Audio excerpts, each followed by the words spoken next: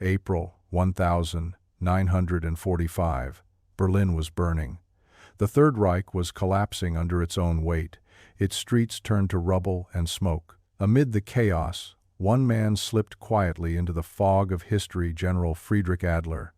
A decorated officer and master strategist, Adler had spent years orchestrating supply lines that kept the German war machine alive even as the Allies closed in. He wasn't just a soldier, he was an engineer of survival, and when the end came, he was ready. Witnesses last saw him near the Tiergarten, stepping into a convoy of 3 black staff cars marked only with military insignia that no one recognized. They headed south, toward Bavaria, then Austria, and vanished into the night. Allied intelligence intercepted fragments of radio chatter. Adler moving, cargo secured. But after that, nothing. No trace, no capture, no grave. When Berlin fell, Adler's name disappeared from all official documents. His family received no confirmation of death, no funeral, only a terse statement. Missing, presumed dead. But not everyone believed it. American investigators found discrepancies: bank transfers, coded telegrams, property deeds signed in his name months after the war's end. Some whispered that Adler hadn't been fleeing at all, that he was executing the final phase of an operation he'd planned for years. Locals in Austria spoke of German convoys passing through mountain passes at night, headlights covered, engines muffled, carrying crates heavy enough to need 6 men to move. In one village near Salzburg, an old shepherd claimed he saw soldiers unloading cargo into a tunnel before detonating charges behind them. "It sounded like thunder in the mountain," he said. No one ever found the tunnel, and yet, for decades after the war, strange things kept surfacing: documents with Adler's signature, gold bars bearing wartime stamps, and the occasional anonymous report of a ghost general living quietly under a false name. Officially, Friedrich Adler vanished in the spring of 1945.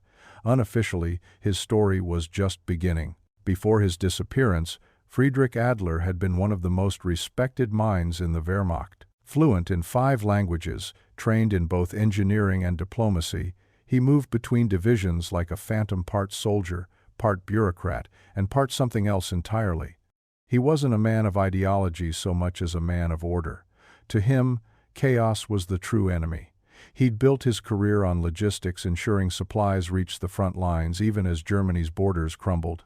His colleagues called him the clockmaker, because everything he touched ran with precision. But behind his polished demeanor, cracks had begun to form. Those who served under him noticed it after Stalingrad: the 1,000-yard stare, the quiet contempt when party officers spoke of destiny. He had begun collecting maps of the Alps, property ledgers, and unmarked documents stamped Geheim classified. He requested rail shipments without clear destinations, cargo marked as industrial materials, though the manifests listed artwork, foreign currency, and precious metals. By 1944, Allied intelligence already suspected Adler was diverting resources to an unknown location. He was too meticulous to be stealing, too pragmatic to be running. The whispers inside Berlin's upper ranks called it der Rückzugsplan, the retreat plan. Some said it was meant to preserve Germany's wealth for a future resurgence. Others believed Adler was protecting himself, building a fortress far from the ruins of Berlin. When questioned about it, he smiled and said, "History has a way of repeating itself. I'm simply making sure I survive the encore." After the war, investigators pieced together fragments, coded letters, intercepted messages, photographs of remote alpine valleys. Each led to dead ends, as if Adler had erased his footprints before vanishing into the snow. What began as the story of a missing general was quietly evolving into something else: the story of a man who may have outplanned an entire war.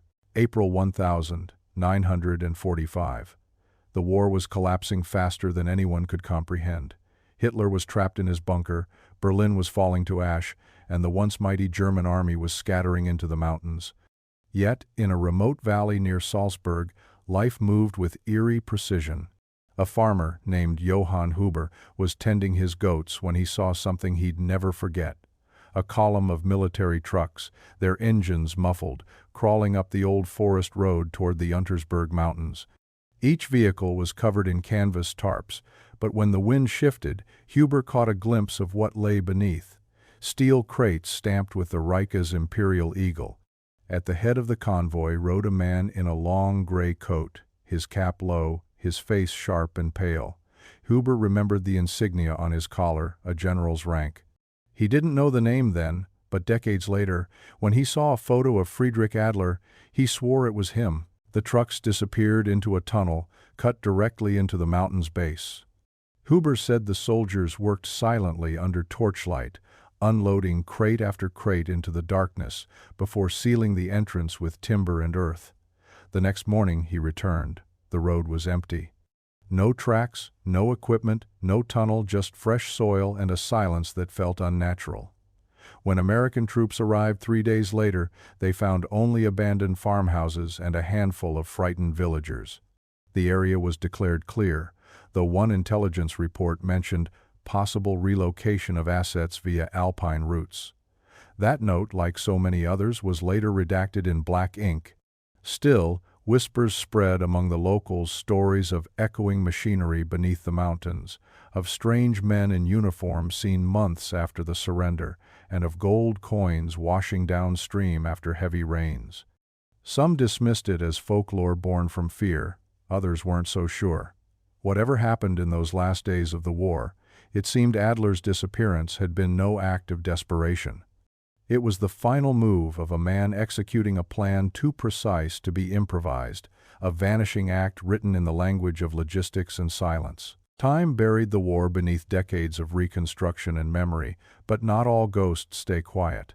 In 1989, when a new wave of Allied documents were declassified, a British researcher named Margaret Ellison stumbled across a file labeled Operation Eclipse, a joint intelligence effort to track Nazi fugitives escaping through the Alps. The reports were faded, brittle, stamped top secret in red ink. Inside, the names of captured officers were neatly crossed out in blue pencil, but at the bottom of one page, 3 remained uncrossed.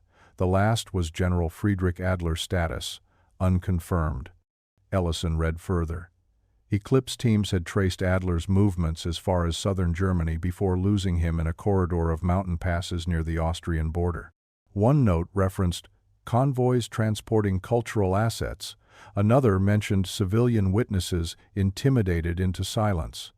But what caught her attention wasn't in the typed lines, it was in the margins.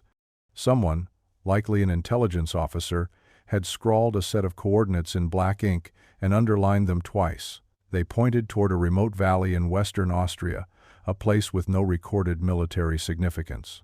The handwriting was urgent, slanted, followed by 2 words, "Check tunnels." Ellison Cross referenced the coordinates with modern maps.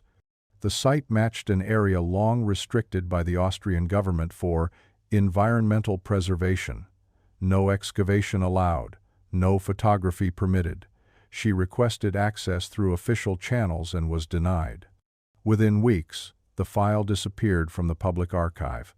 When she inquired again, she was told it never existed, but copies have a way of surviving, especially the kind made by curious historians before the shutters close. And in those surviving pages, one thing was certain: the Allies had come closer to finding Adler than anyone realized. They just didn't know that the man they were hunting might have already built his own ghost story, one that would stay hidden for another 70 years beneath the Austrian snow. In the years after the war, Austria's valleys filled with stories. The fighting had stopped, but the echoes never really left. Shepherds swore they heard engines rumbling beneath the earth on quiet nights. Children were warned not to wander too far into the mountains, where the general's gold was said to sleep beneath the stone. No one spoke Friedrich Adler's name openly, but everyone knew the legend convoys that entered the hills in 1945 and never returned. Some said he'd buried Nazi gold in the caves to fund a new Reich. Others believed he'd built a secret refuge for himself and his men, waiting for the world to forget. The forests of Salzburg and Tyrol became playgrounds for dreamers and opportunists. Treasure hunters arrived with shovels and metal detectors, turning every hollow into a promise. In the 1960 seconds, a pair of brothers claimed to have found a sealed steel door in the Untersberg range. They returned with dynamite and vanished overnight. Only their jeep was ever found, still idling at the trailhead.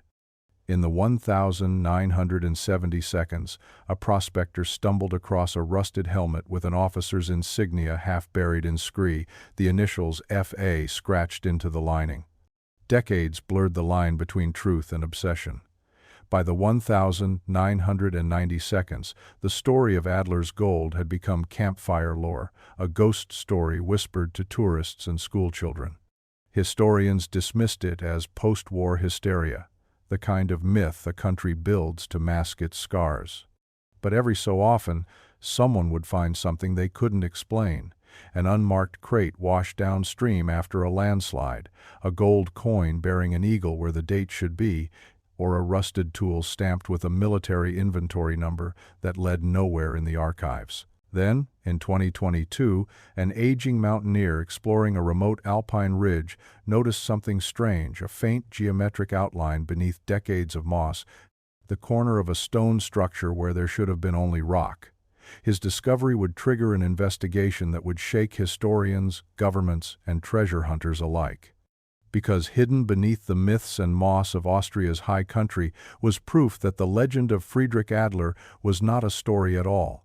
It was a secret waiting to be found. It began, as most discoveries do, with a mistake. Lucas Brandt was not a treasure hunter or a historian. He was a cartographer, a quiet academic at the University of Innsbruck, digitizing post-war land surveys for a government archive. Day after day, he scanned fragile paper maps, their edges burned and torn from decades of neglect. But one map dated 1947 stopped him cold. The coordinates were consistent with modern topography, except for one section deep in the Tyrolean Alps, a vast rectangular tract of land listed as private, yet registered to no known citizen. The ownership record was written in immaculate German script, but the ink was different, darker than the rest, added later. The name read, F. Adler Stiftung. Brandt frowned. There was no record of such a foundation in Austrian legal history. Curious, he cross-referenced the entry with property registries. Nothing. The record appeared only once in 1947, and then vanished. The land itself was marked restricted for preservation, a classification rarely used outside military zones. At first, he assumed it was an archival error, a misplaced entry from the occupation years. But when he checked the metadata, something didn't fit. The documents weren't scanned from originals. They were typewritten copies submitted in the early 1950 seconds by an unknown office in Salzburg that no longer existed. When Brandt presented his findings to his supervisor, he was told to ignore it, that wartime paperwork often contained ghost records. Still, something gnawed at him. Late one evening, as snow fell outside his window, he compared the map's coordinates to satellite imagery. There, hidden beneath the canopy of pine and granite, he saw it, a faint line cutting through the terrain, perfectly straight, unnaturally geometric. He zoomed closer. The shape resembled a perimeter wall, overgrown but unmistakable. His heart raced. He traced the boundary to a sealed path that ended abruptly at the base of a mountain ridge. If the map was right, that ridge belonged to land registered to Friedrich Adler 77 years after his disappearance. And if it wasn't an error, it meant only one thing: the general's refuge had never been a myth, it had been hidden in plain sight all along. By late autumn, the snow had started to settle along the upper ridges of the Tyrolean Alps when Lucas Brandt assembled a small research team, 2 graduate students, a historian from Vienna, and a local mountain guide who knew the valley's unmarked trails. Armed with the 1947 maps, GPS equipment, and cautious optimism, they set out to verify the coordinates that had haunted Lucas for weeks. The journey took them deep into an isolated gorge where the forest grew unnaturally quiet, the kind of silence that swallows sound instead of echoing it. After 6 hours of climbing, they reached a narrow plateau overlooking a river that carved its way through layers of ancient stone. There, half buried beneath tangled roots and moss, They found it the remnants of a perimeter fence. The wire was rusted to powder, but the posts were still aligned, marking a perfect rectangle exactly where the map said it would be. Nearby, the forest floor gave way to a series of raised mounds, too symmetrical to be natural. One of the students brushed away the soil and uncovered the edge of a cobblestone path leading into the trees. It ended at a retaining wall built directly into the mountain. Embedded in its center was a circular metal hatch fused with age. The historian whispered, "This can't be real." Lucas stepped closer. Above the hatch, barely visible through lichen, someone had carved an inscription in Latin. Silentium est silus. Silence is safety. The group cleared debris for hours until the outline of a heavy stone doorway emerged. It wasn't a mine shaft, nor a bunker. It was architectural, measured, deliberate. When Lucas pressed his hand against the surface, it felt colder than the air around it. A faint metallic vibration pulsed through the rock, as if something mechanical lay beneath. They camped nearby that night, the mountain air sharp and thin. No one slept much. At dawn, using crowbars and hydraulic tools, they forced the mechanism loose. The door groaned open with a rush of stale air that smelled of dust and iron. Their headlamps pierced the darkness, revealing tiled floors, the curve of a staircase, and something none of them expected. A chandelier coated in decades of frost, swaying gently in the draft. Lucas turned to the others. "This isn't a bunker," he said quietly. "It's a home." The air inside the mountain was heavy, dense with time. Lucas and his team stepped cautiously down the corridor, their lights sweeping across concrete walls reinforced with steel beams and rivets. The architecture was precise, almost elegant, not the crude functionality of wartime bunkers, but something built to last. Every few meters, narrow air vents disappeared upward, suggesting a ventilation system far more advanced than anything from the 1942. At the end of the passage, they reached a broad iron door, its hinges layered in corrosion. Someone had welded it shut from the inside. The historian knelt, tracing the faded emblem stamped into the metal, an eagle clutching a laurel instead of a swastika. Below it, the initials F.A. Lucas hesitated, then struck the seal with a hammer. The sound echoed through the chamber like a bell. After several blows, the lock gave way with a groan, releasing a gust of cold, dry air that smelled faintly of oil and wood smoke. Their beams illuminated a vast subterranean room, high ceilings supported by steel columns, the walls lined with wooden panels warped by time. In the center stood a long dining table, covered in dust yet perfectly set, as though awaiting guests who never arrived. To the left, rows of military uniforms hung neatly on racks, their insignia faded but unmistakable. Wehrmacht issue. Nearby, wooden crates were stacked waist-high, stenciled with inventory numbers and the black eagle of the German army. When Lucas pried one open, he found sealed ration tins, medical supplies and envelopes of currency from multiple nations, German marks, Swiss francs, and British pounds. In a side chamber, they discovered an office maps pinned to corkboards, red strings connecting Alpine routes to towns along the Italian border. On the desk sat a typewriter, still loaded with a half-finished sheet of paper. Lucas brushed away the dust and read the words, "Phase 2 initiated, awaiting clearance." The historian's breath caught. "He was planning something," she whispered. On the far wall hung a brass plaque tarnished with age. They cleaned it carefully until the engraving appeared in bold letters, "Fortuna favors the prepared." Lucas stared at it for a long moment. The message was clear. Whatever Adler had built here, it wasn't meant to be temporary. It was a sanctuary for a man who had planned for the end of the world and perhaps survived it. The discovery of the underground estate sent shockwaves through Austria's academic and historical circles. Lucas Brandt's team cataloged the artifacts with forensic precision, photographing every crate, every document, every personal item left untouched for nearly 8 decades. But among the relics between stacks of ration cards and faded maps lay something that stopped them all cold. It was a small, leather-bound notebook, its cover warped and cracked like dried skin, the initials F.A. pressed faintly into the front. Lucas opened it with gloved hands. The pages were filled with slanted handwriting in dark ink, each line precise, deliberate, written in the measured cadence of a man who believed every word mattered. The first dated entry, the 10th of May, 1945. Berlin has fallen, the Reich is no more, but our purpose is not. Further pages chronicled Adler's journey through the Bavarian Alps and into Austria, written with chilling clarity. He wrote of securing assets vital for continuity and establishing communication routes through trusted channels. As the entries continued into late 1945, the tone shifted.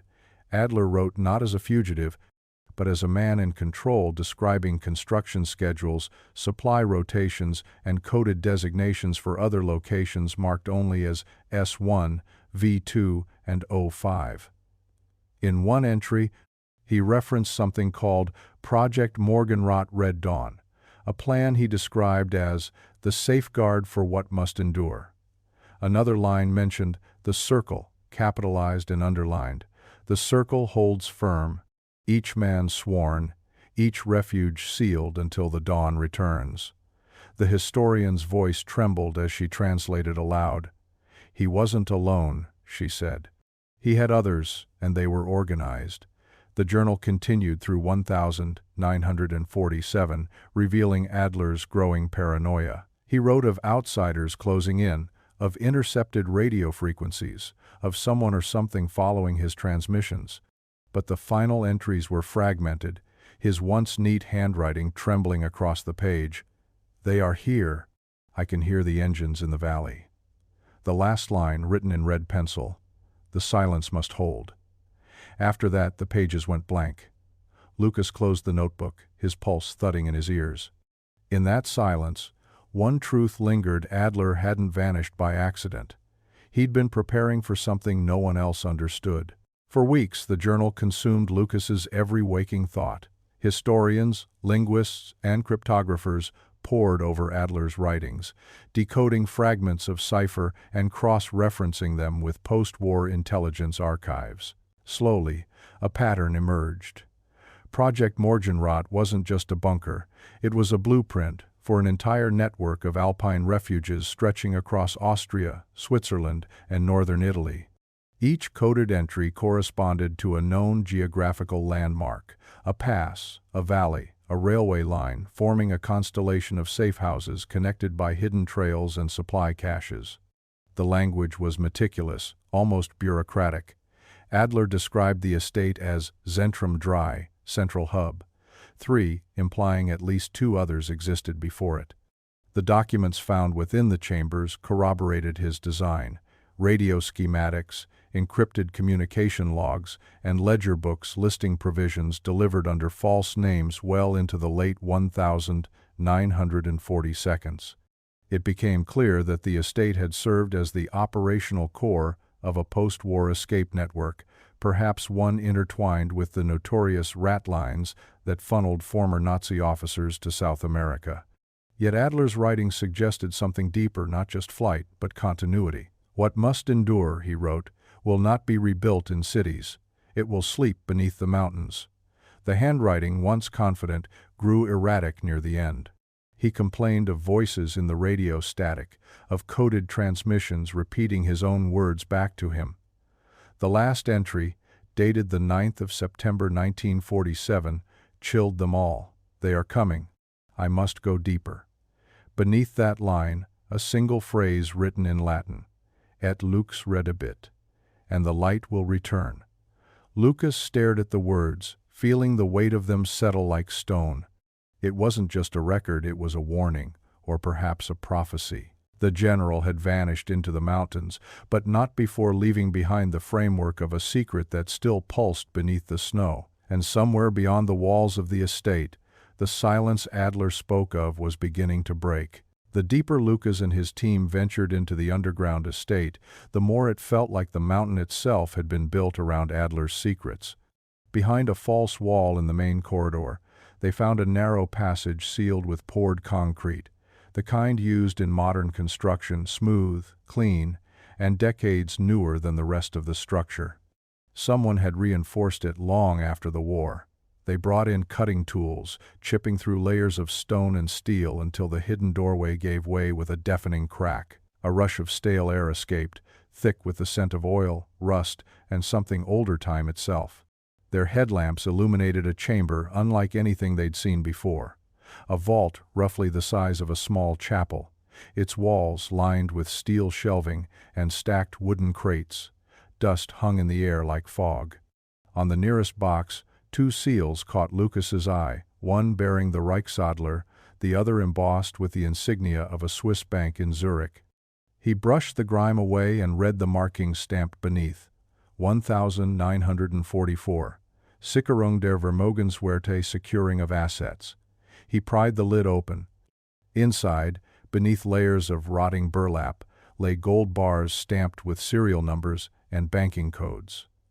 In another crate, they found paintings, canvases torn from their frames, but still vibrant beneath the dust.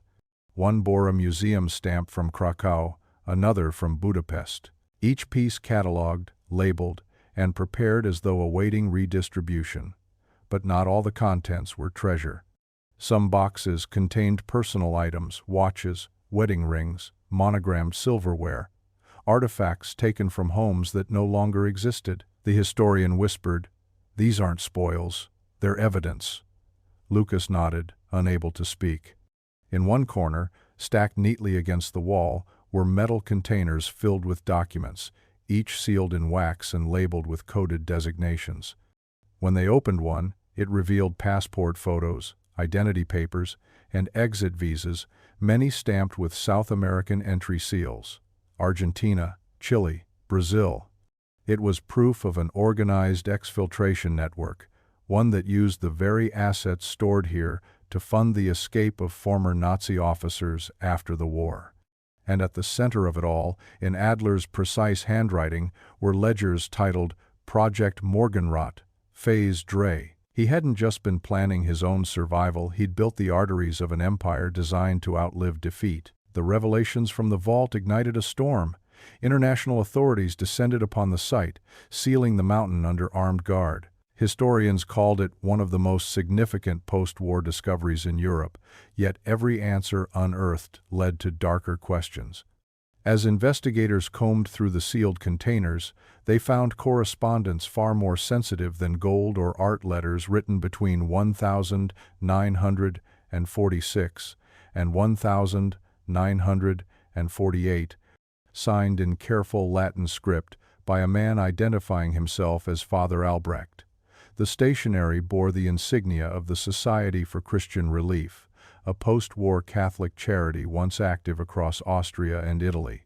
But these letters were anything but charitable. They referenced refuge channels, humanitarian convoys, and benevolent sponsors in Spain and Argentina, all coded terms historians recognized from earlier research into the rat lines, the clandestine escape routes that spirited thousands of Nazi fugitives out of Europe under the guise of church protection. One letter read, "The general remains steadfast. The brothers in Rome have facilitated safe passage for his chosen men. The assets are secured, and the dawn will find them far from judgment." Another contained a list of code names next to European cities, each followed by coordinates along the Mediterranean coast, possible departure points. It was the missing link connecting Adler's Project Morgenrot to the Vatican's post-war network. Lucas watched the historians pore over the documents, their expressions tightening as the realization took shape.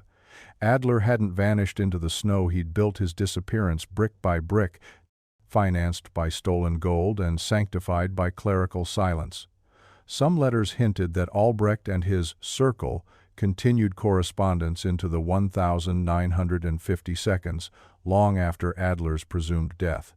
The final one, dated 1952, was the most cryptic of all. "The shepherd has crossed the water. The foundation endures." Scholars debated the meaning for weeks. Did it confirm Adler's escape to South America? Or was it a metaphor, the final veil in a web of deception designed to outlive him?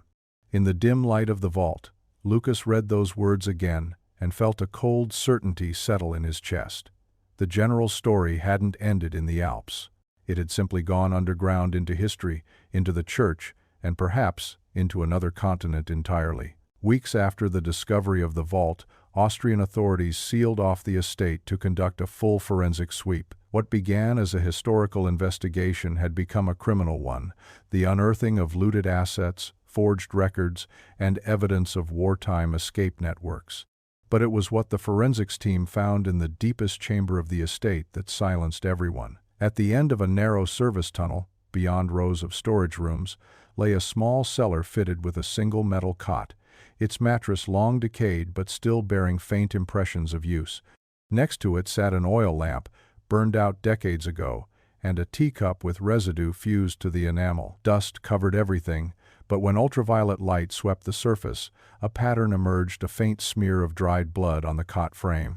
The DNA team collected samples, uncertain if anything so old could yield results. Weeks later, the lab called back with an answer no one expected. The genetic material matched distant living relatives of the Adler family from Munich. The probability was over 98%. Friedrich Adler had lived here not for days or months, but for years after the war. Yet there was no burial record, no death certificate, and no trace of his body. The historian whispered, "He stayed here until the end." On the floor beneath the cot, an evidence technician found a small tin box sealed with wax. Inside was a rusted skeleton key attached to a tag etched with a single word, Nordfad, North Path. Its teeth were unusually shaped, more mechanical than domestic, designed for something heavy.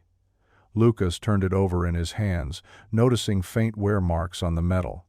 The key had been used often. If this was his refuge, he said quietly, then maybe the North Path was his exit. The discovery reignited speculation. Had Adler built a second escape route, or was the North Path another bunker, another chapter in a plan that still stretched beneath the Alps? For the first time, Lucas wasn't sure he wanted the answer. The silence of the mountain no longer felt peaceful, it felt watchful, as if the walls themselves were waiting for someone to turn the key. By spring, the story of Friedrich Adler had become a global obsession. Governments demanded access, journalists camped outside the sealed valley, and treasure hunters once again haunted the mountains of western Austria.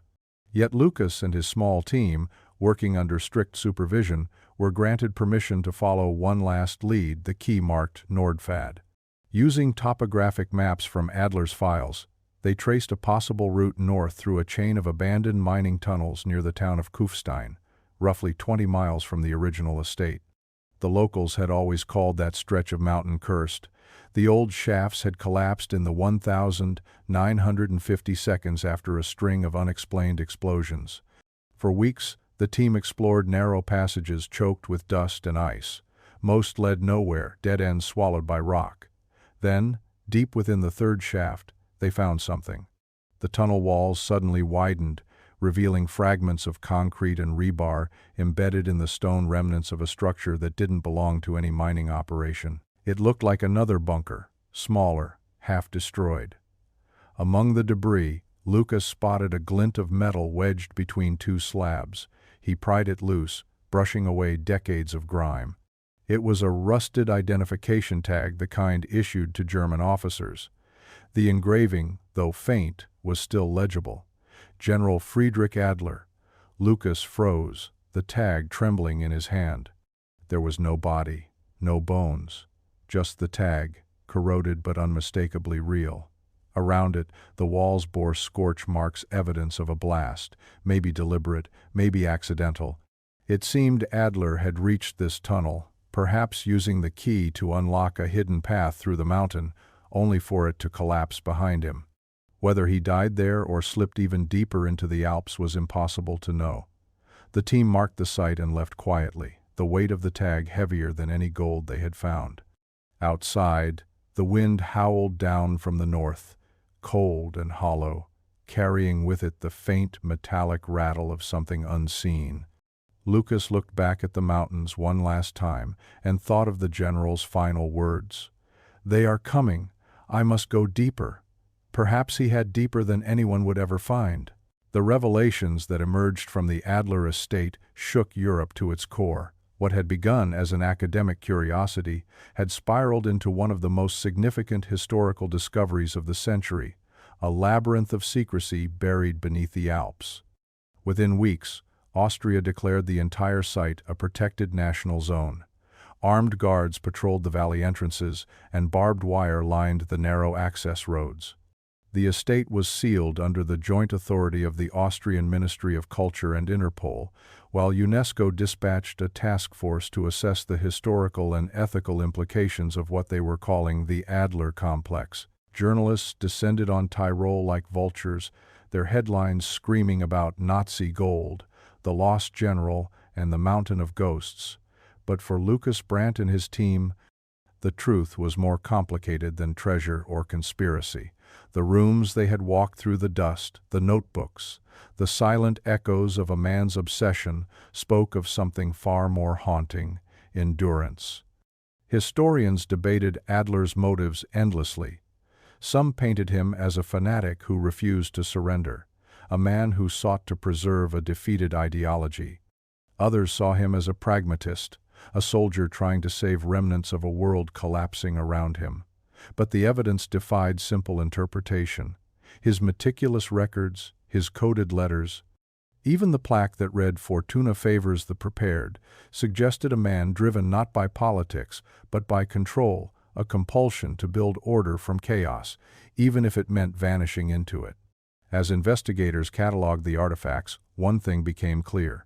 Friedrich Adler had succeeded in creating a world within a world, a time capsule sealed beneath the mountains, untouched by the decades that followed. And in doing so, he had unwittingly crafted his own immortality. Late one evening, Lucas stood alone outside the sealed entrance, watching as snow drifted down over the valley. The floodlights cast long shadows across the cliff face, illuminating the faint outline of the doorway that had once hidden an empire's last secret. He thought of the journal, of Adler's trembling final words, of how silence had protected the truth for nearly 80 years. History, Lucas realized, doesn't always bury its secrets. Sometimes it builds walls around them, patient, silent, waiting. And when those walls finally break, they don't just reveal the past. They remind us that some stories never really end. They only wait for someone to listen. This story was intense, but this story on the right-hand side is even more insane.